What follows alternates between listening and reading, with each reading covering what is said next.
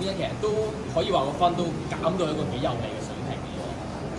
其實去翻佢個競爭嘅水平啦，因為佢始終已經係大翻啲啦，咁就3班隊嚟講佢就即係唔係話太過競爭力唔係太強啦。而家落到去應該同埋今次嗰個檔位啊，同埋嗰個賽事嘅形式模式啊，對佢都好符合佢個跑法咯。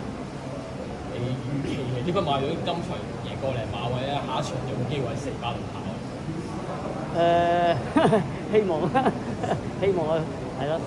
因為如果萬一真係始終如果佢係 keep 住喺4班，其實你都對佢攞連戰嘅機會仲樂觀嚟㗎。下一場可以再跑。其實你睇翻上次佢都即係跑得唔錯啦，跑第2啦。咁其實佢4班當然係有個競爭嘅優勢啦。咁當然好視乎每一次嘅即係賽事啊，佢排咩檔啊，同埋嗰個其他嘅對手個點跑法啊，呢個係好關鍵嘅對佢嚟講。咁呢場馬因為有好快嘅步速啦，佢沿途 travel 得好舒服，咁所以亦都發揮到佢最好嘅嗰一面咯。再一次鼓勵讚，下個鼓勵讚，thank you。